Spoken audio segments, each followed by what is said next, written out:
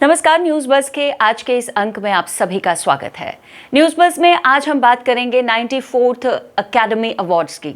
आप सही समझ रहे हैं, अकेडमी अवार्ड्स जिन्हें हम विश्व तौर पर ऑस्कर्स के नाम से जानते हैं। और ऑस्कर जो है वो दुनिया का सबसे बेहतरीन और अभी तक का सबसे स्टैंडर्डाइज्ड एक ऐसा अवार्ड माना जाता है जो कि एंटरटेनमेंट की दुनिया में लोगों को दिया जाता है। और कई ऐसे खिताब इसके साथ जुड़े हुए हैं जो कहीं ना कहीं फिल्म जगत को आगे बढ़ाने में बहुत ज़्यादा मदद भी करते हैं और कारगर साबित होते हैं। और इसमें कहीं ना कहीं हिंदुस्तान की छवि भी कभी कभी नज़र आती है। अब ये इंटरनेशनल स्तर के अवार्ड्स हैं और विश्व स्तर पर जितना भी एंटरटेनमेंट हर कंट्री में हुआ होता है और हर कंट्री के एंटरटेनमेंट को एक ही प्लेटफॉर्म के जरिए जो है चयनित किया जाता है और उसे देखा जाता है। तो ऑस्कर्स इस लिहाज से दुनिया के लिए बहुत ज़्यादा महत्वपूर्ण है अगर हम मनोरंजन की दुनिया की बात करें तो।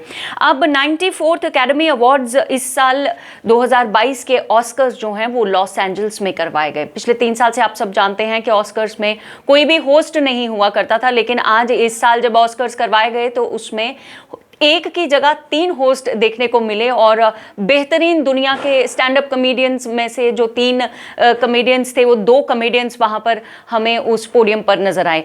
अब अगर बात करें कि कौन सी ऐसी फिल्में इसमें दर्शाई गई और कौन सी फिल्मों ने खिताब अर्जित किया है, तो कोडा एक ऐसी फिल्म है जो कि जब नॉमिनेशंस हुई थी इस ऑस्कर्स 2022 की, तो उस समय ये समझा जा रहा था कि कोडा कहीं ना कहीं अपना वर्चस्व जो है वो खो देगी, क्योंकि उसके अगेंस्ट जो नॉमिनेशंस थी वो बहुत ज़्यादा स्ट्रॉन्ग थी। और इन स्ट्रॉन्गर नॉमिनेशंस को पछाड़ते हुए कोडा फिल्म जो है वो बेस्ट फिल्म अंकित की गई है। आपको बता दें कि कोडा फिल्म की जो स्टोरी है वो कहीं ना कहीं बॉलीवुड की फिल्म खामोशी के साथ मिलती जुलती है, जिसमें सलमान खान और उनके साथ में मनीषा कोइराला दिखे थे, नाना पाटेकर दिखे थे, सीमा बिस्वास दिखी थी। और ये देखा गया था उसमें कि एक परिवार ऐसा जिसमें डेफ एंड डम लोग हैं और उस परिवार का केवल एक ही सदस्य है जो बात कर सकता है, जो सुन सकता है। और इसी तरह की कुछ कहानी जो है वो कोडा का प्लेटफॉर्म भी बनी है। और कोडा का जो प्लॉट है वो ऐसी ही एक स्टोरी के इर्द गिर्द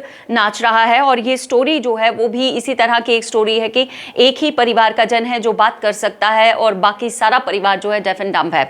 अब इस फिल्म ने तो बेस्ट पिक्चर का अवार्ड ले ही लिया। इसके साथ आपको बता दें विल स्मिथ बहुत ही चहीते कलाकार हैं, बहुत ही चहीते एक्टर हैं। देश विदेश में इनकी जो फैन फॉलोइंग है वो बहुत ज़्यादा देखी जाती है। और विल स्मिथ को उनकी फिल्म किंग रिचर्ड में उनके एक छोटे रोल के लिए उन्हें ऑस्कर का बेस्ट एक्टर घोषित किया गया है। और ये विल स्मिथ का पहला ऑस्कर है।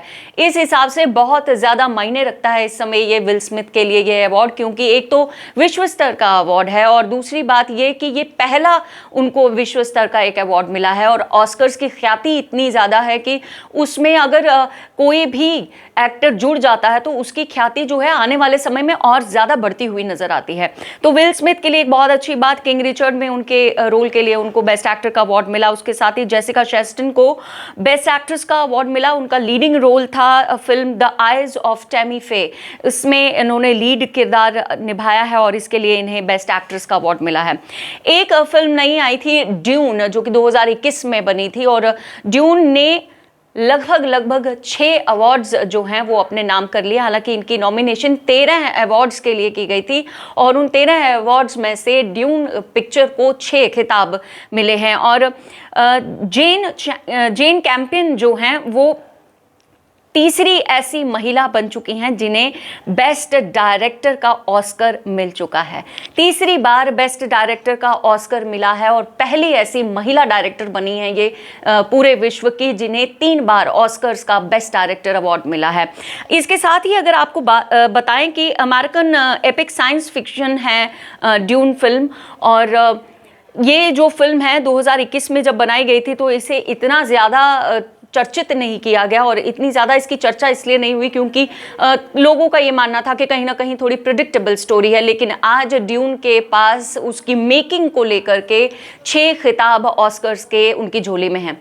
अब ऑस्कर्स में आज क्या खिताब किसको मिले और क्या महत्वपूर्ण रहा वो हमने आपको बताया, लेकिन पूरे ऑस्कर्स को अगर हम देखें तो ऑस्कर विश्व स्वरूप में एक बहुत बड़ा अवार्ड माना जाता है, अंतर्राष्ट्रीय स्तर का अवार्ड है। लेकिन इस अंतर्राष्ट्रीय स्तर के अवार्ड में कई ऐसे ट्रिब्यूट्स दी जाती हैं जो कि लेजेंडरी फिल्म मेकर्स या लेजेंडरी एंटरटेनमेंट वर्ल्ड के लोगों के साथ, स्टार्स के साथ में जुड़ी हुई होती हैं। और ऐसे ही दो बहुत बेहतरीन कलाकार जो भारत की फिल्म इंडस्ट्री के साथ जुड़े हुए थे, दिलीप कुमार और लता मंगेशकर जी, दोनों ही हमारे भारत के ऐसे सम्मानों से नवाजे गए हैं कि जिन सम्मानों की ख्याति जो है वो विश्व स्तर पर भी बहुत ज़्यादा प्रचलित है। लेकिन इन दोनों दिग्गजों को ऑस्कर के इस पूरे प्रोग्राम के तहत जो ट्रिब्यूट सेरेमनी दी गई, पूरे विश्व के कलाकार जिन्होंने इस दुनिया को अलविदा कह दिया था पिछले साल और इस साल, दैट इज 2021 और 2022 मार्च तक, जिन सितारों ने इस दुनिया को अलविदा कह दिया था विश्व स्तर पर, ऑल वर्ल्ड की हम बात कर रहे हैं, एंटरटेनमेंट वर्ल्ड से जुड़े हुए जितने भी लोग थे जो इस दुनिया से चले गए थे, उन्हें एक ट्रिब्यूट दी जाती है हर बार ऑस्कर्स में, और इस बार भी ऐसा ही हुआ। लेकिन भारत के लोगों को निराशा तब हुई क्योंकि भारतीय बहुत ही सर्वोच्च कलाकार दो, हमारे दिलीप कुमार साहब और हमारी लता दीदी लता मंगेशकर को ट्रिब्यूट नहीं दिया गया इस ट्रिब्यूट सेरेमनी में जो कि ऑस्कर के प्लेटफॉर्म पर हुई। और इस बात से खासी नाराज़गी भारतीय एंटरटेनमेंट जगत को हुई है, भारतीय मनोरंजन जगत को हुई है, और फिल्म इंडस्ट्री ने इसे बहुत कड़े संज्ञान में लिया है।